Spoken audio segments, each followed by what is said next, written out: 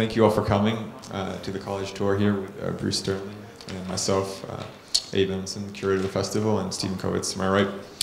The idea of this college tour is to have an informal atmosphere where students and general audience and festival participants can all engage Bruce, myself, and the content of the festival kind of in a more intimate and relaxed setting, and also a more wide-ranging setting where you can ask questions of kind of associative relevance to the theme and into the work on display here. A quick introduction. Most of you were probably here last night at the keynote of Bruce Sterling. Just to my left here, and he's a sci-fi writer, technologist, design critic for a number of decades now. And to my right is Stephen Kovitz, who initiated the electronic media interpretation studio. Excuse me. Always need one tech malfunction per event. Only one? At least one, yeah. So Stephen is an architect and open technology activist, and he initiated the electronic media interpretation studio. He was a chief curator of V2 in Rotterdam, and then he was the director of Transmediale in Berlin from 2007 to 2011. And with that brief introduction, we'll show you a short little video here with some clips from Bruce Sterling's career in the last This should be good. years. I've never seen it. Well, that's a specialty of the college tour, to delve into to his childhood and all that kind of stuff. I have been to college, in case you wonder.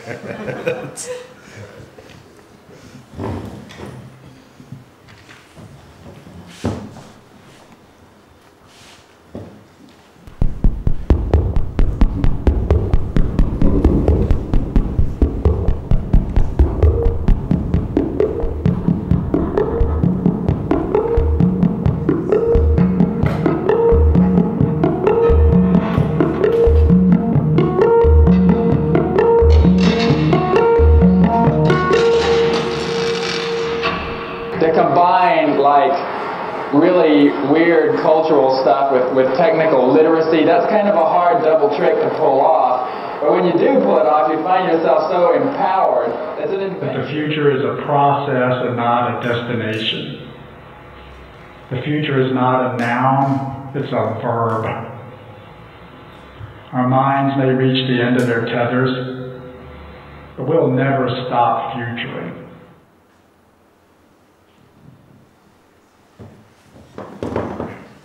Boy, that was harsh. that was like the Bruce Sterling hashish cookie there. I've never seen so much sort of top-end Sterling theory put together in one document. Anyway, interesting. Not very funny. Yeah. Anyway. So I thought now we could turn it over to some of you guys who were in the audience last night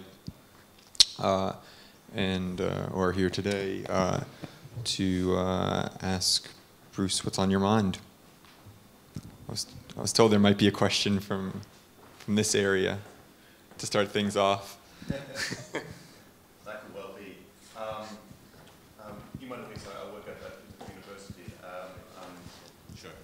Iemand de Vries, I work at Utrecht University, and my research is mostly on what we call media archaeology. Right. And, well, that's probably exactly what we heard in this section as well, that thinking about the future is mostly thinking about the past, of course, and how certain ideas of the past become rehashed, or past future ideas become rehashed in what we see now.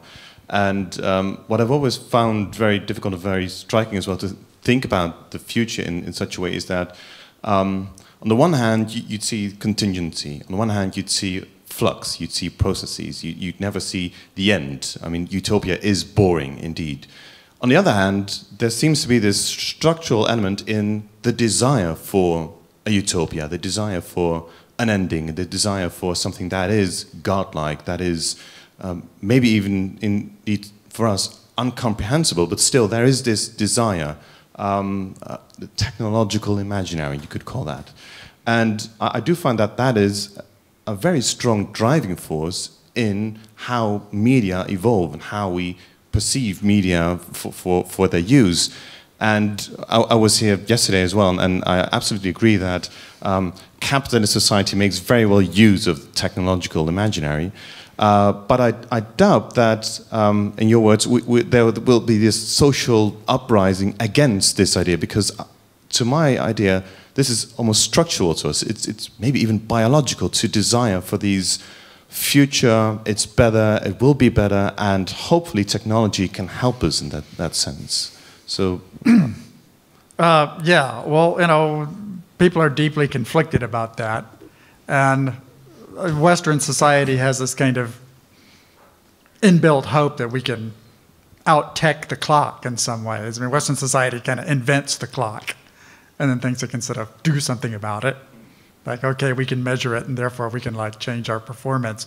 But, you know, I think there's something inbuilt in people. I mean, yes, they want things to get better, they want their children to have a better life, but people also want to put aside worldly things and be in touch with the eternal. And this is a big deal in a lot of societies. Like in Hindu societies, there's kind of an inbuilt retirement plan where you just put on your robes and you sort of pick up a begging bowl and you go out with a staff at the end of your life, and the rest of society just kind of gives you rice balls. And you have this sort of vow of poverty and chastity.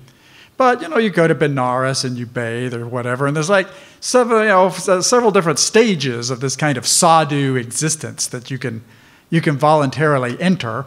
And, the thing that's sort of great about being a sadhu is that you're not really any better than the older sadhu, right? I mean, to be a sadhu is like a state of being, which is kind of timeless. It's not like I'm a sadhu and therefore I need like the latest iPhone rollout. Although I don't doubt that there are plenty of sadhus who do have the latest iPhone rollout right now, right? And even in Western society, we had a long history of that because there was monastic life. There are situations where you get into some intolerable thing. It's, I'm just going to shave my hair and put on gray robes and take vows and go into this asylum where, I'm in touch with the beginning things and the ending things.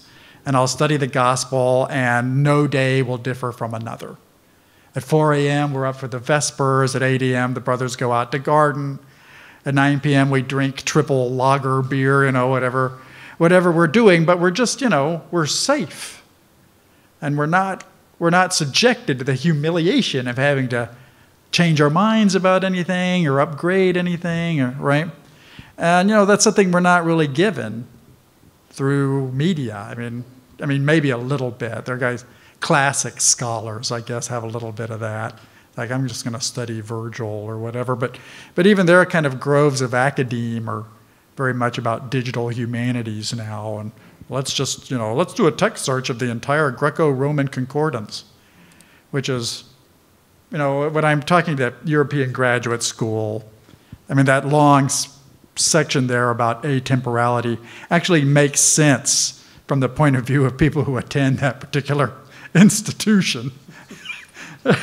I'm speaking to a rather specialized demographic there, but I do go to EGS and SOSFE in Switzerland, and they are a school of media philosophy, and they do help me out with some of these problems, even though I'm not a metaphysician. So, my feeling is that, you don't get off the hook. And in some ways, your feelings about that are conflicted because you're a time-bound entity. Like when you're a little kid, you want to be in your mother's arms forever. And like 15 minutes is an unbearable length of time. And when you're elderly, you don't want to get up and punch the clock. You want some serenity, you want some dignity, right? You're willing to garden. An old man will plant an orchard. It's like, are you ever going to eat those apples? No. Oh, well, then why are you doing all that work for nothing? Because I can. Right? That's a typical elderly person's approach to the passage of time. Just like, okay, those rules don't apply. Okay, well, you're not going to be able to change the way those rules apply to you personally. Right? You're just yeah, I mean, your desires are unstable. So you're not going to get a perfect engineered solution there. Would this be one of the reasons why you would say that it's the baby boomers who are mostly responsible? It's the baby boomers mostly responsible for these somewhat skewed ideas about how media can help us make our lives better. I think this is one thing you mentioned yesterday, that those CEOs who indeed sell us these products. Well, that's just typical of our own time, but it's no different from aviation pioneers talking about how wings over the world are going to unite humanity and bring in world peace. I think it's IBM actually. Or Alfred Nobel saying, "I've abolished war," because no one will dare to use high explosives on. I think IBM talks about the Internet of Things still in terms of, well, it can bring us world peace. Right. Yeah. Well, people make these statements. I don't think the guys who are really there are. They will say those things, but I think in private there's less of that kind of utopianism than you would think. I mean, I don't think that guys in the board of directors of Google, kind of really think, oh, well, we're going to better mankind by building a giant artificial intelligence. They don't have any such high-flown thing. I mean, they're basically trying to make the quarter and expand into new areas and listen to competitive intelligence assessments like, what did Microsoft do this quarter? Well, let's do that faster and better, right?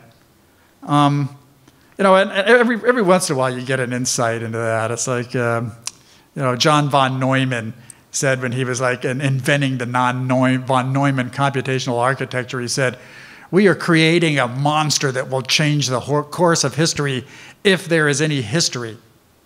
And of course, von Neumann was a veteran of the Manhattan Project. So here you've got a guy who's built this gigantic bomb which might set the atmosphere on fire and end world civilization. So now he's going to go out and build computing, and he's like, what the hell? I mean, this is kind of a toughened ontological veteran here. It's like, all right, maybe I blew up the world and abolished history, so I'm just going to lick my thumb and double the bet, spin the damn roulette wheel, bring on the computers. And he's not a baby boomer.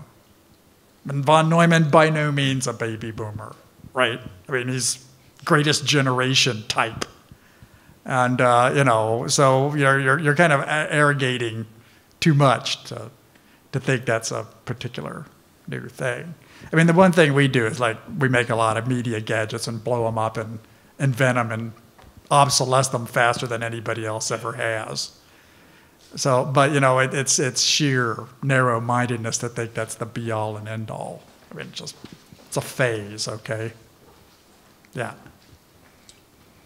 I think it's an interesting point to go back to kind of the beginning prompt to this question, and then in a way that the tail of the last quote there about the singularity, that our thoughts about the future, and maybe particularly the singularity, but generally the future, are derived from conflict and internal conflict and psychological conflict. And there may be something deeply kind of neurotic about our expectations of the future and our ideas about the future. I think particularly singularity is this idea of, in its simplest and most dramatic formulation in popular media is when a computer will become self-aware and take over.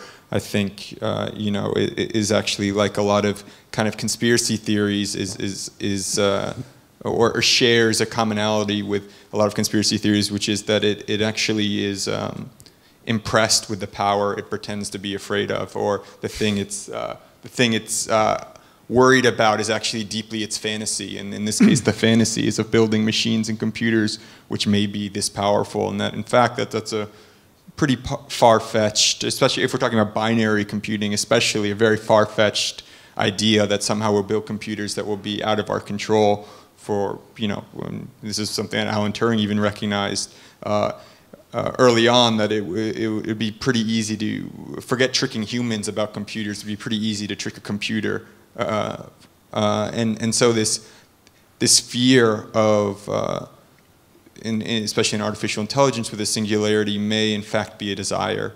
And I think that if we look at a lot of our predictions about technological futures, we may find those kind of paradoxical reversals, which at their root are neurotic in the sense that they say one thing, but they in fact mean or desire the other thing. Well, that's the J.G. Ballard philosophy. He always said that science fiction disaster novels are vehicles of psychic fulfillment. And he wrote a lot of disaster novels, and generally the guy who's undergoing the disaster is having some kind of psychological revelation. And Brian Aldiss invented the critical term cozy catastrophe, which is pretty typical of stuff like, I don't know, contemporary disaster TV, the zombie series and so forth. Everybody's dying, it's a dystopia, everybody's getting slaughtered, but the main characters are actually having a pretty good time. They're famous, they're on adventures, they're like flirting with attractive people, they can have free cars, they no longer have to maintain a bank account, They're actually like, kind of psychically expansive. I mean, everybody else is dying and, they become a zombie and everything, but they're able to work off a lot of emotional steam in that way. And, the singularity is genuinely, it's genuinely a problem, and it's not Werner Vinge's problem. In fact, it's von Neumann's problem, because von Neumann, the same veteran of the Manhattan Project and this computer thing, was the first guy to talk about a singularity. And he was talking to Stanislav Ulam, and he says, one of these days, we may be progressing so fast in science that we'll make discoveries faster than we can communicate them. Right? And then what will we do? I mean, we just won't be able to understand what we're doing, right? Yeah. And in a way, one of my takeaways from your keynote last night is that, Ben, I think you mentioned it in one of these clips too, was that there isn't one singularity, or it's not even a horizon point, but we may already be experiencing multiple singularities at different moments and different times, and that there are parts of our society now which are excessive in the way in which we can't understand them, make sense of them in a way which conforms to a certain definition of the singularity, which is not being able to have a theory to account for what happens next. Well, there's kind of a lot of literary tricks you can play with it, because the Vingian singularity really is a literary idea, and it's kind of like, okay, it's a problem because we're science fiction writers and we want to write some science fiction, and we want people to keep turning the pages and we want it to be entertaining. But we know we're talking about a world which is so radically detached from this one that human language can't contain it. Mm-hmm. Like, okay, I'm going to write a novel about an IQ, about artificial intelligence with an IQ of 80,000. All right, let's just assume that such an entity exists. It's not going to use human language. What is it going to say? It's got an IQ of 80,000. It's got its own problems.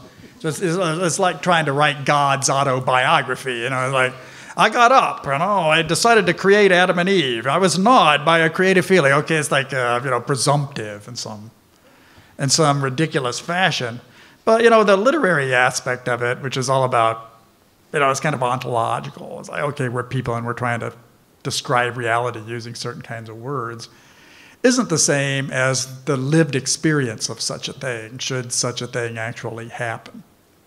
And, it's hard to say what that would be like, except that, yeah, people would be tempted to push the red button, obviously. And, people do desire their own annihilation in some ways.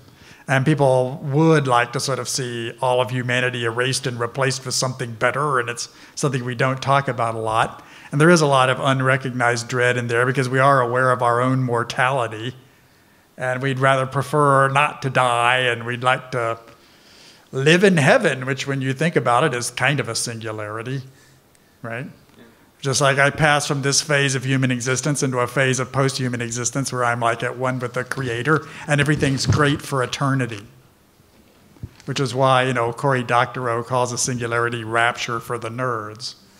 It's a similar kind of, and a lot of people really like the idea of a rapture. I mean, they hope there will be some kind of holy Armageddon and that all our human problems will be erased and we'll be, in a world where history has been fulfilled and there is no marriage and giving in marriage and there is no politics and there is no mortality, and, that's the Christian eschatology. It's like, that's what Western civilization is based on.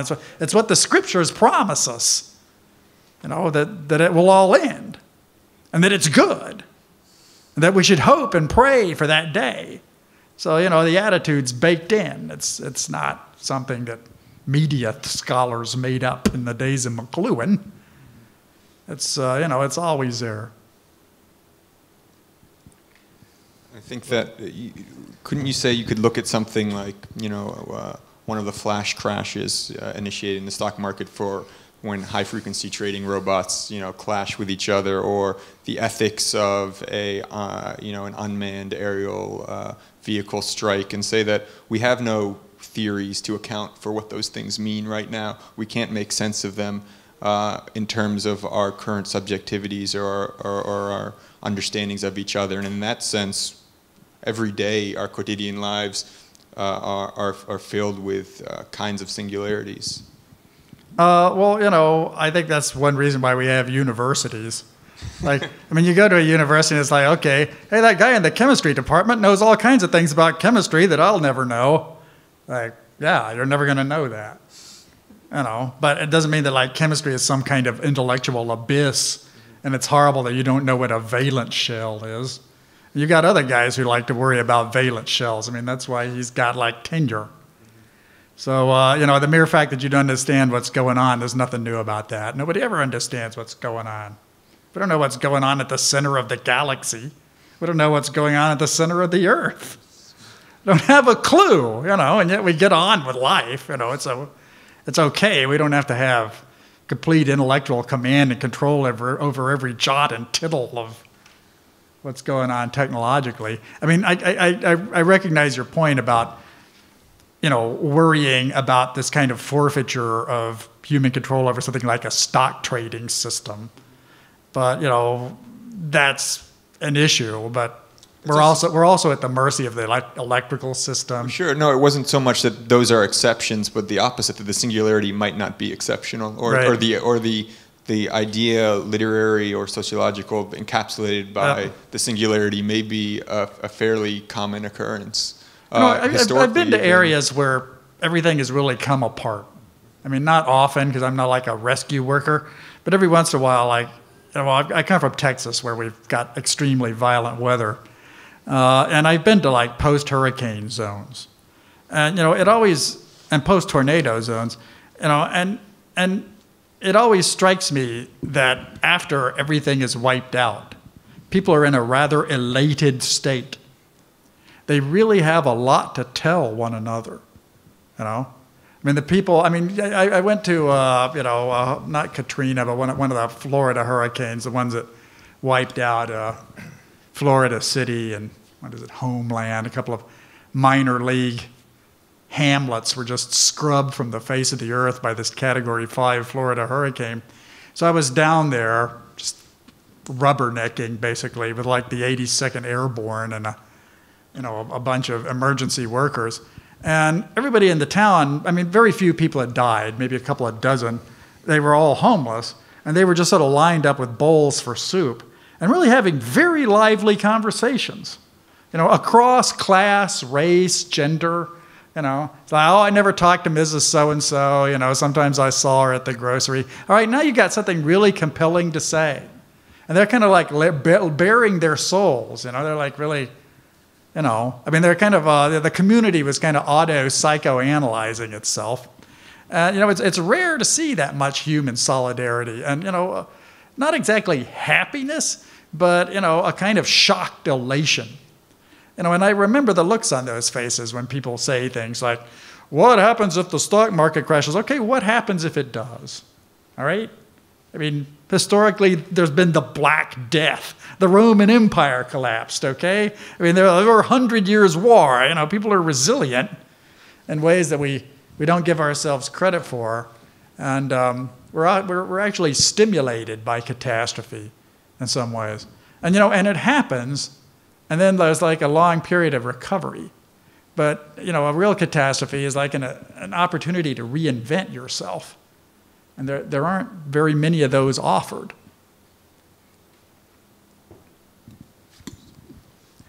Yeah. Bruce, I want to ask you a question related to the singularity, but more based on your comments last night.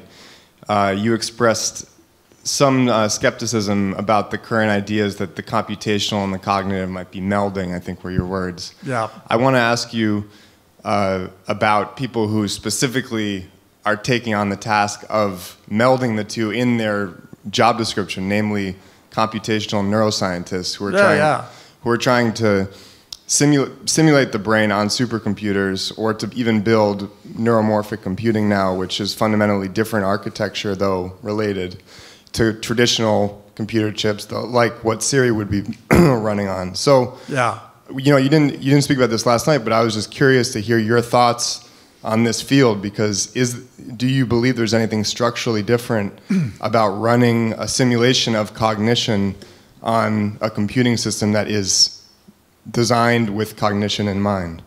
Yeah, I do believe that. And I think it's a drone lays eggs argument, and it's not going to go anywhere. But even in that Singularity speech, which I gave for Long Now Foundation, I don't know, maybe a decade ago, I expressed some grave concern about neural technology. And I don't think making your brain work like a computer makes any more sense than making your brain work like a steam engine. Because your brain is kind of like a steam engine. You like put fuel in your mouth and there's heat. Okay, so you could call yourself an engine. And Descartes said that people are really kind of mechanisms. But we're not computational. But we could study what's going on in neurochemistry and learn some really powerful and effective things about the way cognition is done in the brain. And we could invent artificial cognition. I mean, just boost it up, steroids for the brain, right? It's like mental build.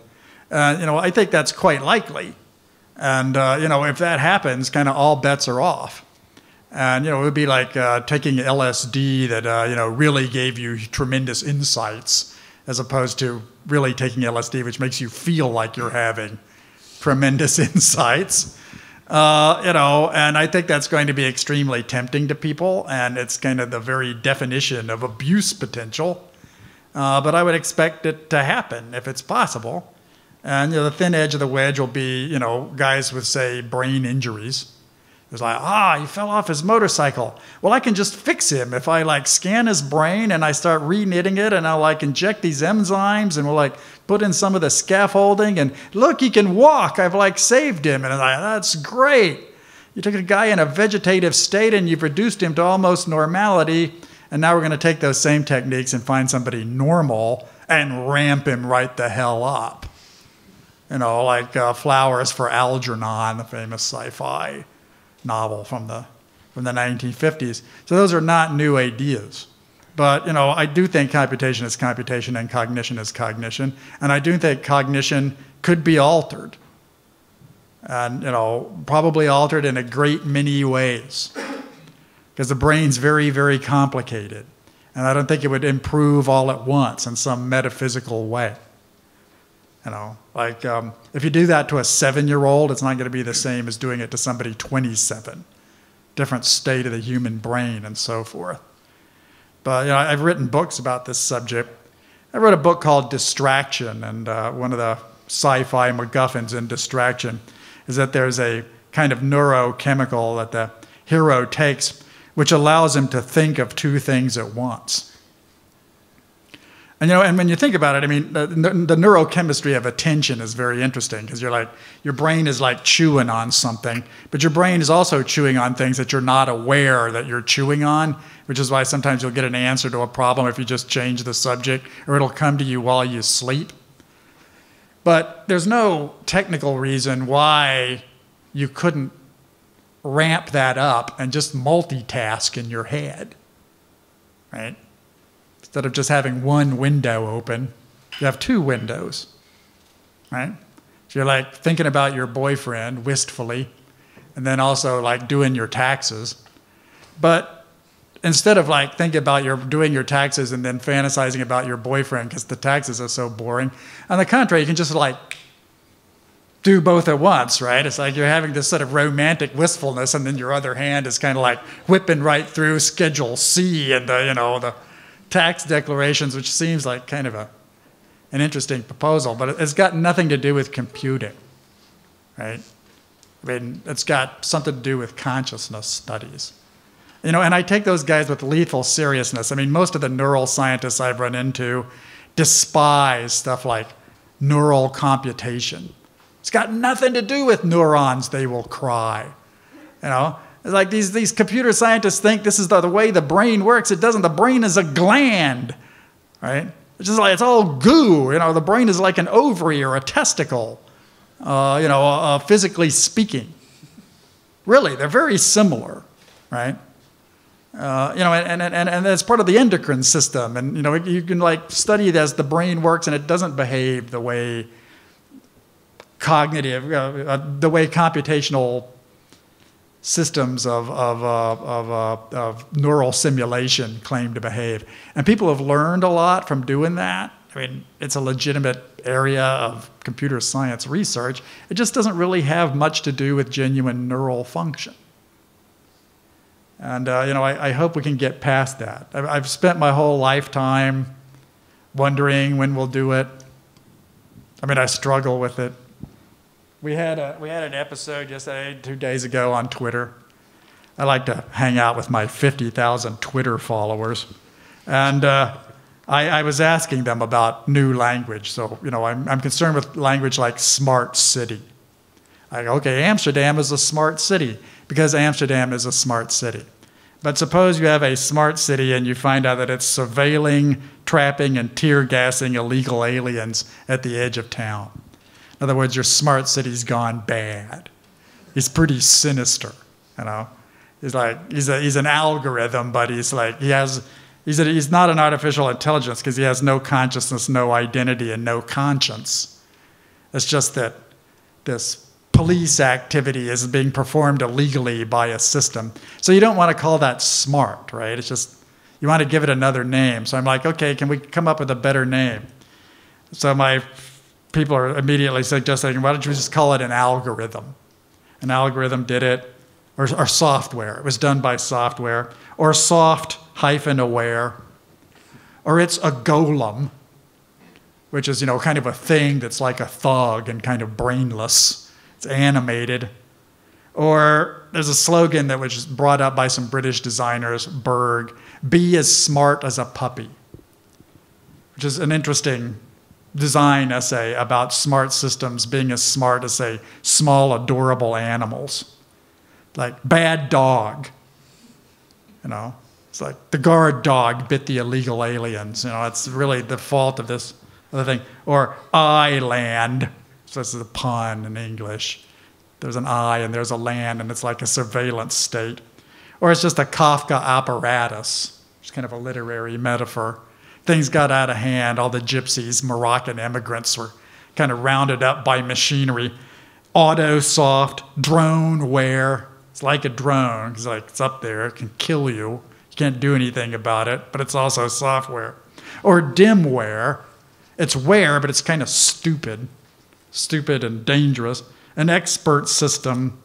A burbclave, which is a term from a Neil Stephenson science fiction novel. A bot. A bot camp. It's built a bot camp. It's a concentration camp run by a bot.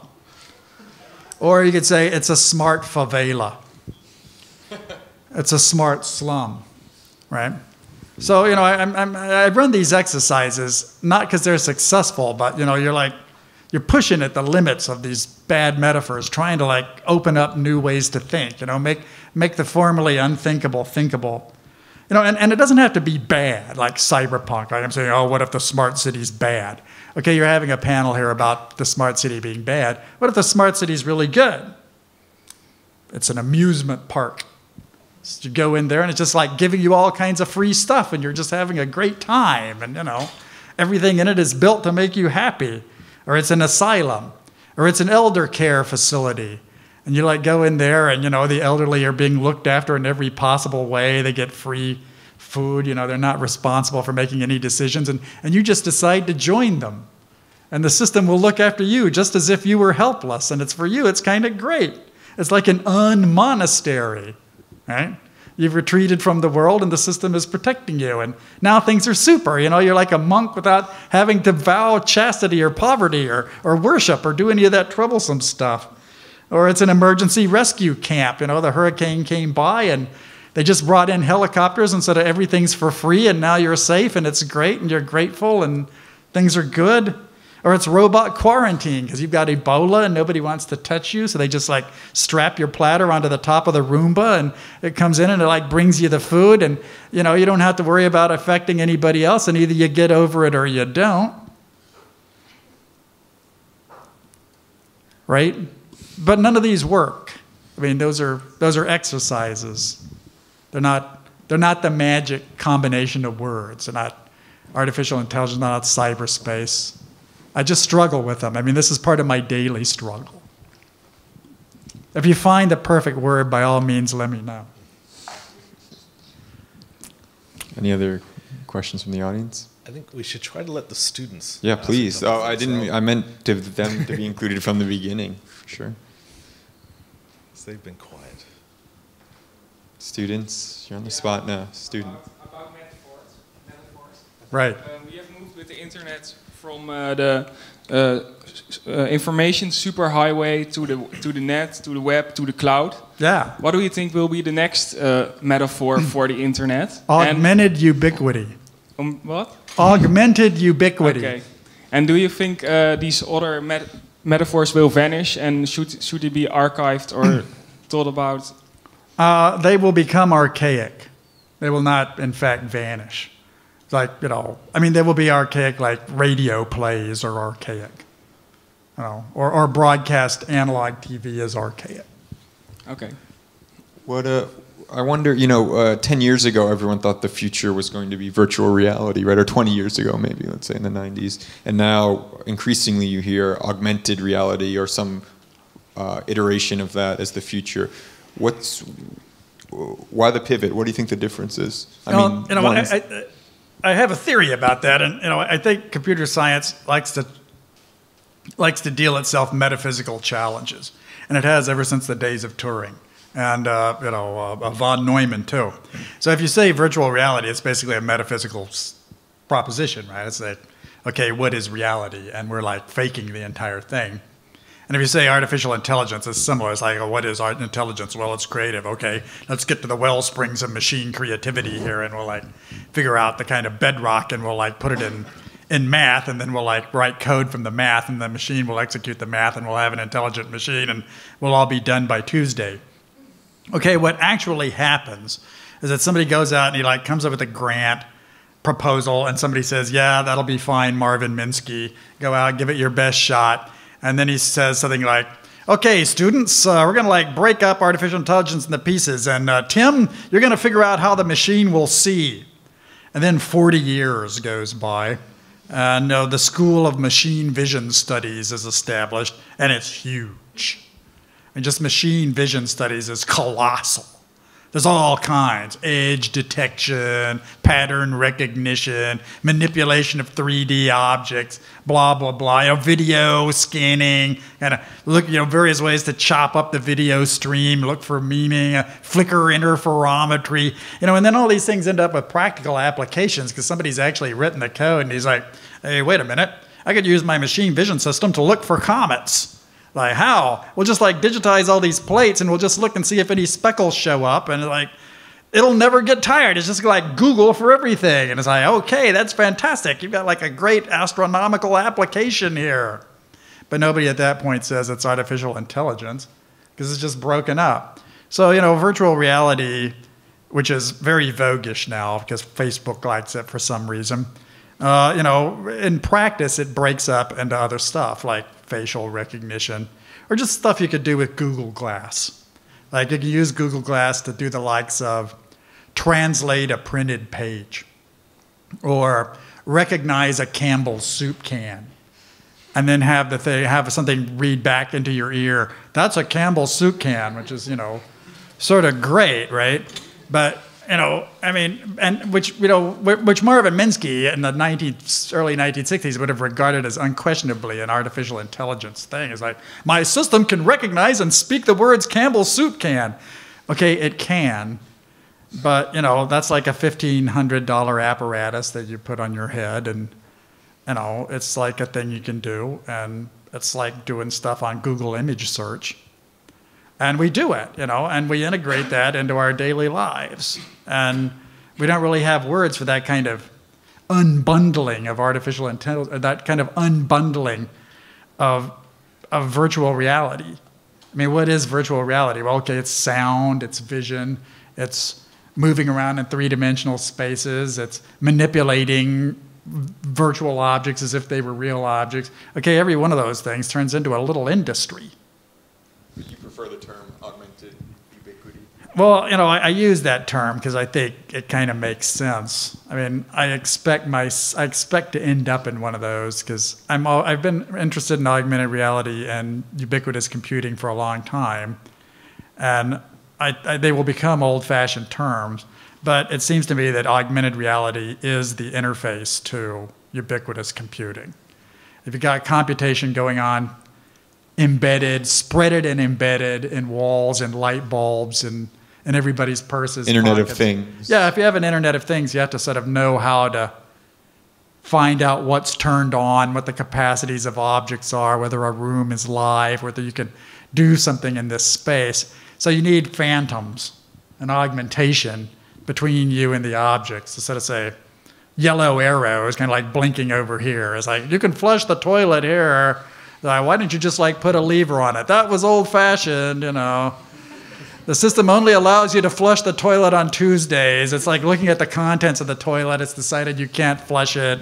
There's a water drought, but sometimes it will pop up and then you can go, okay, if we were running everything, if you were just sort of present in a situation like that and you didn't want to carry any hardware, augmented ubiquity would be what it was like. And what comes after that? Something. Utopia. No, not by no means utopia. On the contrary. What comes after that is something like augmented ubiquity for dogs. Or for house cats. It's like, how can I get the house cat involved in this? Because, Fluffy's in there too. He's got his own cat box, How's he going to find the mice, You got to kind of spread it to the rest of the animal world.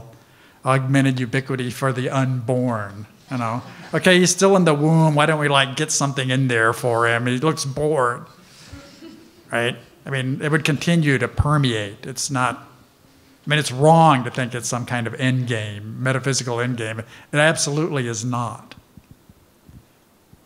But that's my name for it, and I think it's helpful to say that, it's like what comes after the Internet of Things, what comes after virtual reality? Augmented ubiquity comes after it. And it's not the same as ubiquitous augmentation. Ubiquitous augmentation would be different from augmented ubiquity.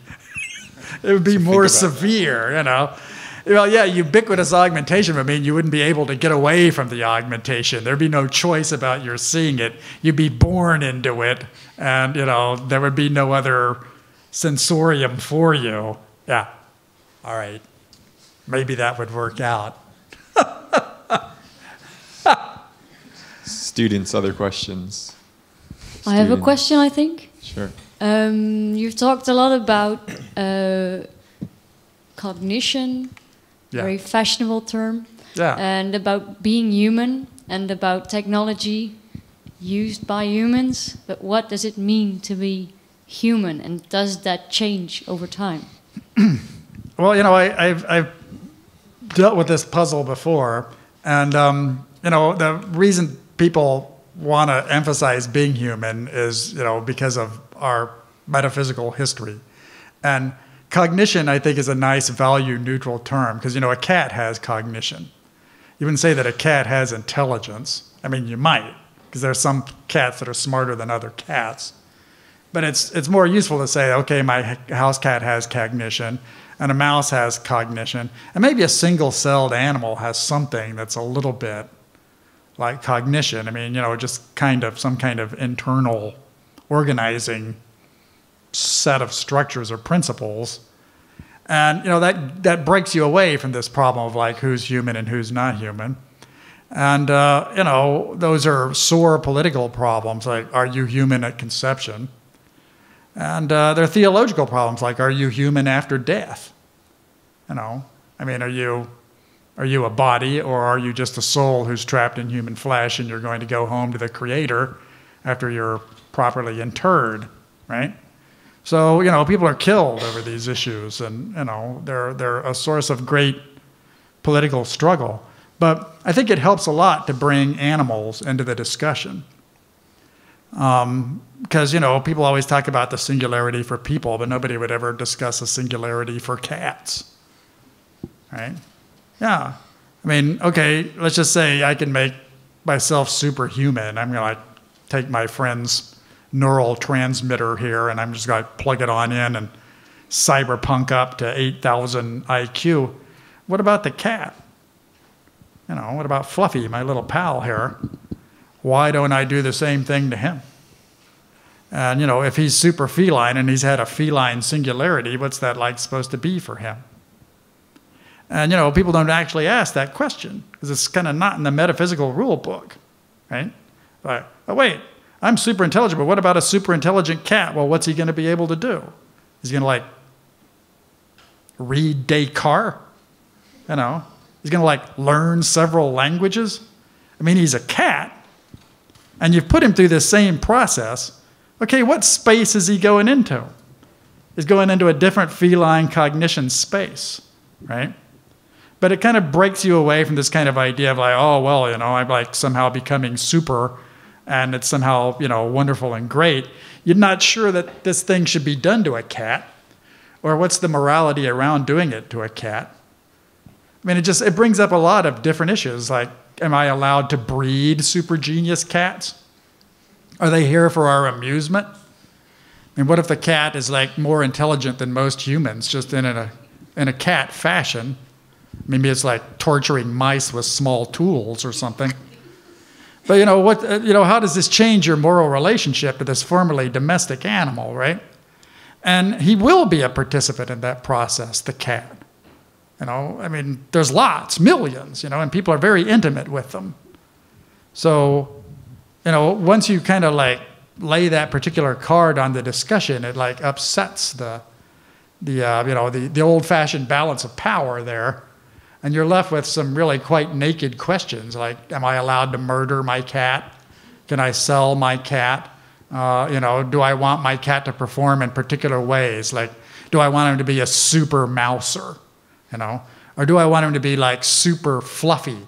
Maybe I remove his arms and legs and turn him into a kind of boa constrictor covered with fur, right? I mean, am I allowed to do that? And under what circumstances am I not allowed to do that?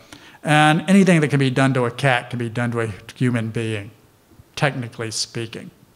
So any question that you have along that line directly applies politically to these things you're proposing for yourself, right? I mean, people don't think of themselves as livestock or domestic animals like a cat. But once you make a cat a participant and a player in that process, it blows open the box of that particular set of assumptions. And you're really left with a kind of naked confrontation with the weird reality of this process you're proposing to unleash. So, and it finesses the issue of what is human? Okay, we're sitting around arguing that, and let's say 20 or 30 of these super cats come in here. They're in a pack. Perhaps they're feral. They're watching us. What do they want? And why are we so important? Wants to follow up on that question. When do we end? About 5 minutes. Okay, because I should do my response as well at some point. Sure.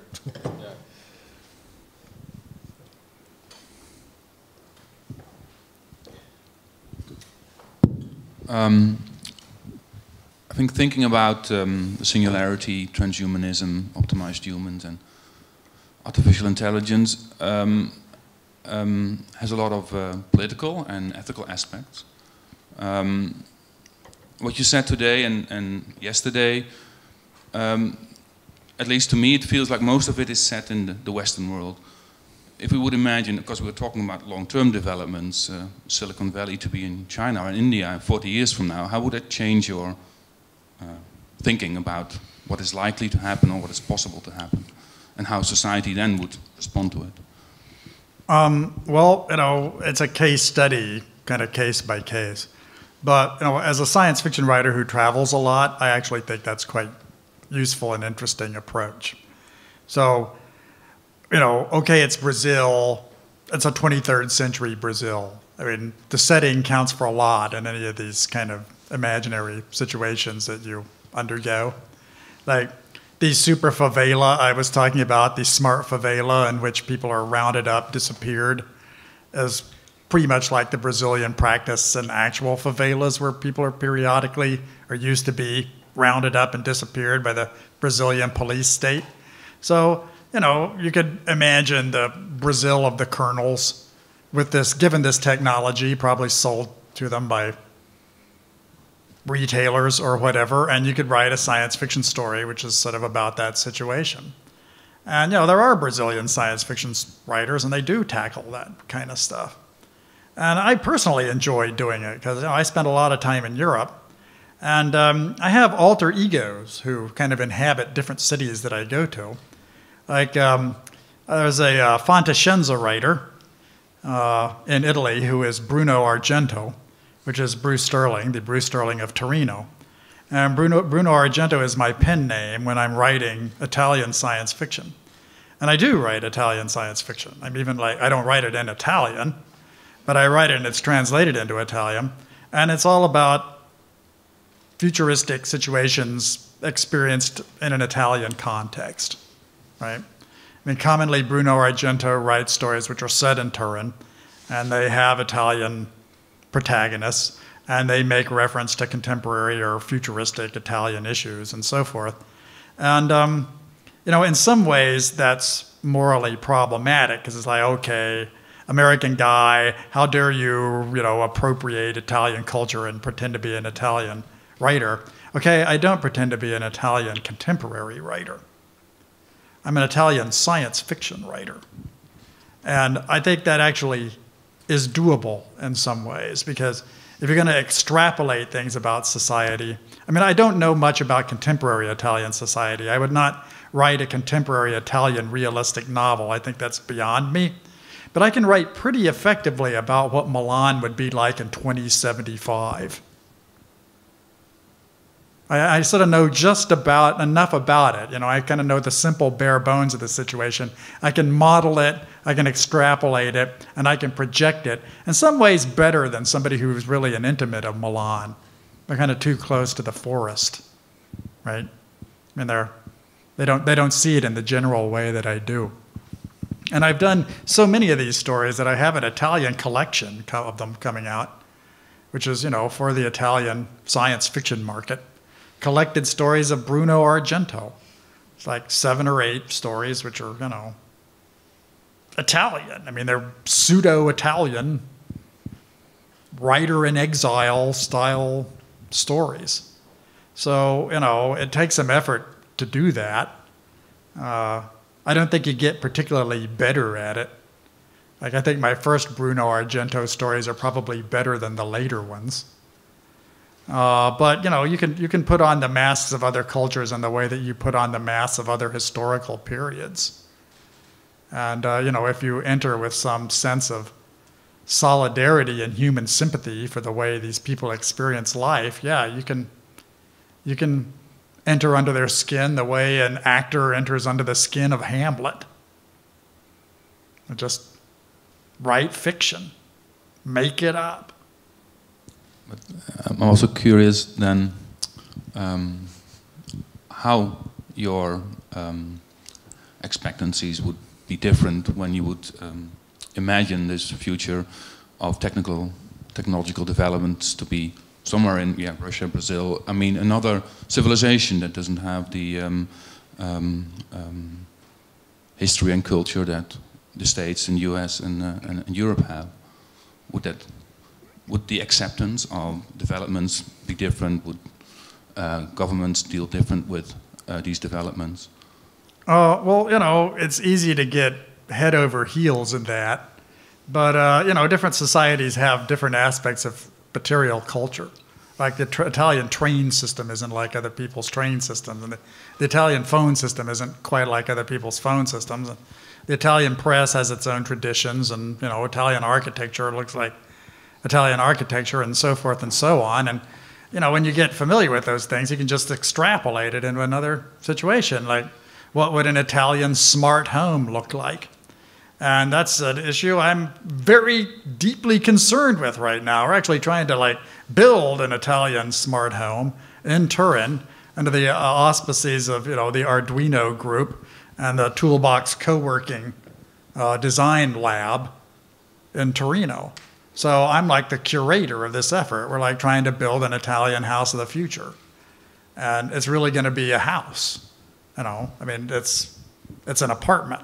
And we're refurbishing it, and we're going to like turn it into an Internet of Things home and wire it up using Italian Arduino hardware. So, you know, what is an Internet of Things, Internet delle cose? How is the Internet delle cose different from the Internet of Things?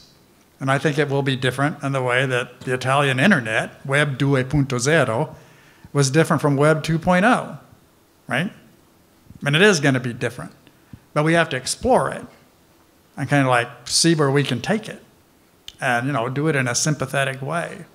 And I'm keen to help them out. Really. We brought in the first inhabitant. He's a robot. You know, we have a Roomba in this derelict room who's sort of busily in there sucking up 40 years of toxic dust from this abandoned place we're about to renovate. But we want to Italianize the robot too, of course. We like to like give him some regional Italian characteristics and kind of bend the whole thing in a Turinese direction. I think before we wrap up, we should give Stephen, who's been sitting here patiently, silently the last hour and a half, a time to respond a bit. Yeah, I mean, I suppose I was, you know, is this on? We got it. Okay. You wanted to have a response to the video and the connection, you know, to the festival and things. And when I listen to Bruce, the one thing that always comes back to me is that we really need to find a different way to discuss this concept, future. Period. I don't even know if that word is adequate anymore. And I'm glad that you verbize it. And in the videos you were. You mentioned, you know, that we have this problem that we're kind of stuck in this kind of last 40 years. It seems like we have entered our idea of what the future is. I mean, the 20th century spent most of its time defining the future in this culturally technological kind of way. And we've entered that. So we are living, breathing, experiencing that future. And we haven't found the vocabulary, the cultural vocabulary ways in Western society to imagine what this future is beyond that kind of scenario. So what I'm curious about, and especially now, you know, it's 25 years of Impakt Festival, is that if we are looking at that and that kind of scenario, if we are inside our previously imagined future, what is the kind of vocabulary that we develop to create that other thing? Maybe it's another word. Can we kind of like get rid of that word, future? It seems to cause, you know, a lot of problems. This notion of the postmodern, the post this, the post that, the neo. I mean, it's as if, you know, we attained that point in 1969 when man landed on the moon. Basically, much of what we're doing today, if not everything what we're doing today, is refining and maybe making better all those systems that led to that. The whole scenarios of computing, the whole scenario of exploring the universe. I mean, so what if we end up going to Mars sometime? We know we can do it somehow. There's an imagination because we've been on the moon. And in a maybe sort of like bizarre little twist of that scenario, I mean, for me personally, this future thing kind of entered, you know, in 1969 with that thing. But this week, I don't know if you guys saw that, but there was a rocket that exploded, an unmanned rocket that was Origin Systems. Yeah. And there's nothing new about awesome on YouTube. Yeah. One of the best rocket blowing up videos you'll ever see. And it's my NASA solidarity sweatshirt. Yeah, but it's not actually unusual a private for that contractor rather than NASA. But the thing about that rocket is that it was the engine of the rocket is a piece of Soviet technology.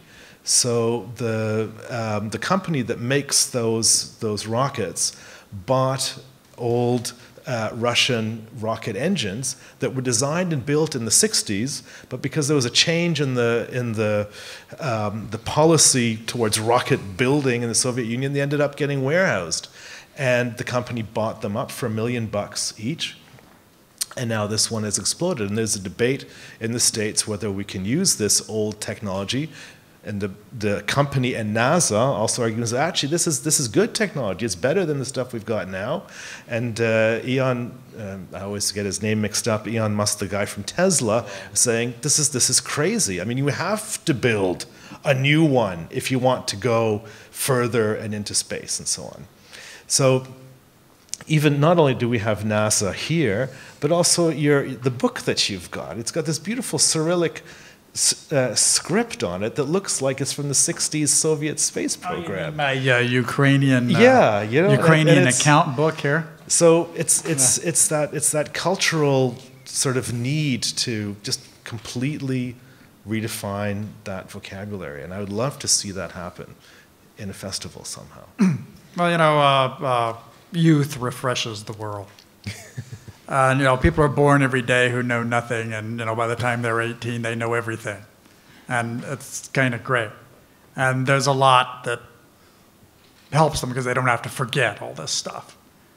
So I spent a lot of time learning about the future from young people, because really they're carrying the future on their backs, and they invent a lot of the new words, and they're fast thinking and imaginative and untroubled by these huge vistas of time and feelings of lost nostalgia for screw ups and but that's all I mean, a lot of that is mere middle-aged despair talking. And middle-aged despair is a perfectly legitimate frame of mind, but so is 18-year-old student life. I mean, I wrote my first science fiction novel when I was 19 years old and a sophomore in college. And it's not that great a novel, but it was a very important decision to do it. And I made decisions at that time of my life that were more important than practically anything I do right now. Right? I mean, they really kind of set my life into directions that rebounded for decades, whereas the stuff I do nowadays tends to be kind of filling in the blanks or a kind of scholastic attempt to chisel away at the weak spots. When I was 18, I was like really making decisions of great personal consequence.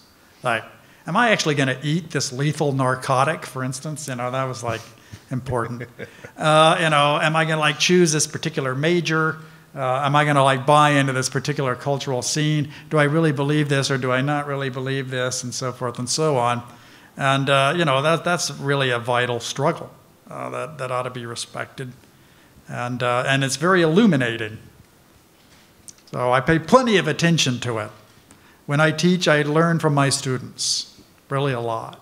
I think it's only fitting that we end the college tour with some optimism about college-age years. So with that, I'd like to thank Stephen Kovacs and Bruce Sterling and everyone here tonight.